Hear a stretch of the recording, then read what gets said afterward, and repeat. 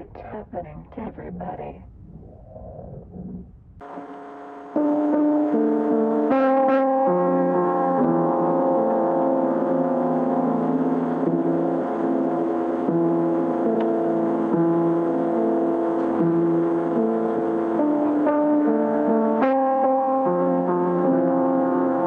Music is an art form, just like movies, paintings, books, and they should all prioritize one thing, and that is creative freedom, pushing limits, and exploring ideas. If you have an artistic vision that you feel can connect to an audience on a personal level, the only true limit in that case is your imagination. I imagine for many, including myself, that Ethel Cain's Perverts was a difficult first listen, standing at over 19 minutes long and presenting songs that resemble more an eerie soundscape than a typical song structure. Does every song need a chorus, a pre-verse, an intro? In the same way every teen comedy movie has that one moment where the two best friends fall into some form of conflict, or how every Marvel movie is basically the same thing in a different flavor? Or can the idea of the structure be bent for the sake of artistic expression? Only when those limits are bent do you create a lane for your project and a way for it to stand out artistically, and in the case of Perverts it really feels like there are no limits.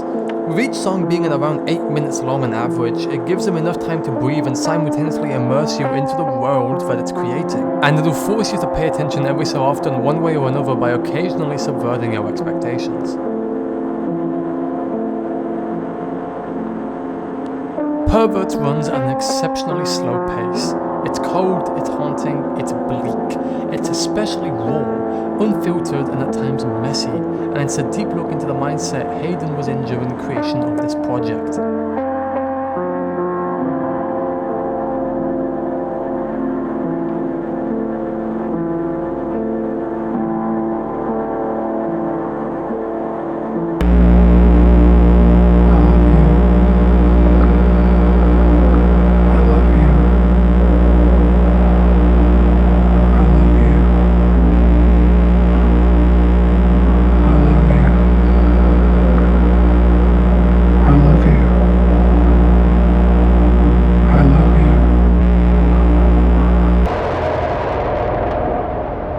I feel a sense of dread, like I'm being watched.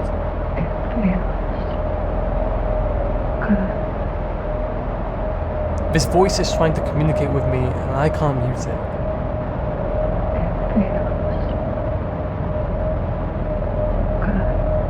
It's faint, but it keeps persisting.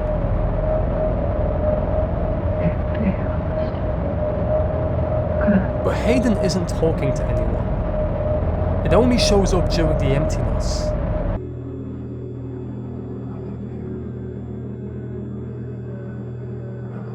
This makes me think I'm the eyes. I feel like I'm intruding on something that I shouldn't. I will dislocate my jaw to fit it all in. I feel like I'm intruding on somebody's sexual desires.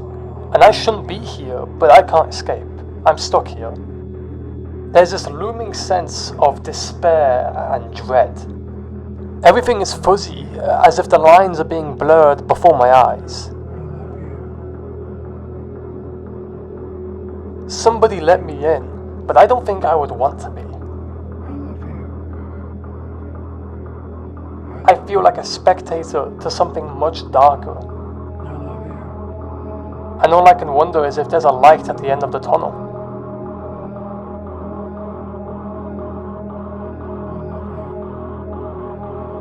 Now that I'm here, I see that what is being said doesn't actually make sense. Nothing is aligned properly. There's no ongoing story here, just an overwhelming theme of shame.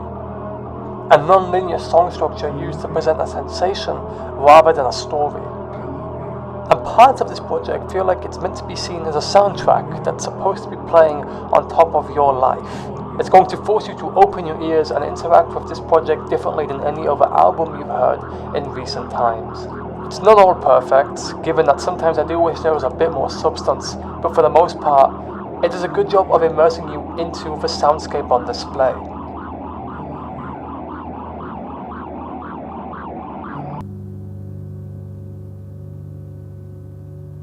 I would recommend that you take just as much as you need. good.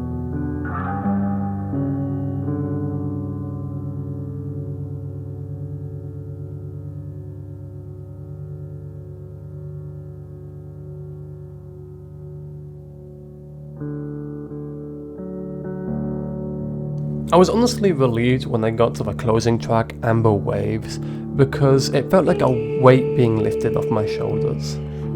Some songs are incredibly difficult to listen to, such as the lead single called Punish, which talks about a paedophile reliving the gunshot wounds from his death, almost like he is constantly forcing himself to live with this even after death, claiming that they are punished by love. And on that same subject, the track Facilitator talks about the expectations not being met in a marriage or relationship, which leads to them feeling hurt, leading to a person reacting in anger. Perverts feels like it's pushing the question of what are the boundaries between not only relationships, but life as a whole. What is a person allowed to hear or see?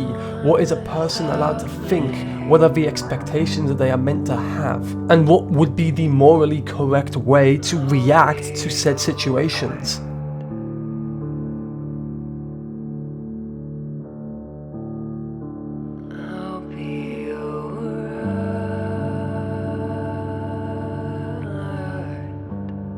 Ethel Cain has refused to acknowledge Perverts as an album, labeling it as an EP, which when it was announced felt really strange. But having heard it now, I can kind of understand why. Not that this doesn't feel like an album, it absolutely does, even despite the uncharacteristic nature of it. But more than anything, it feels like this is a really elaborate concept that Ethel Cain was experimenting with. It's a project that absolutely pushes the boundaries of what music can make you feel. And even if you don't like the music, you can't help but be at least a little bit intrigued about the dialogue it's creating.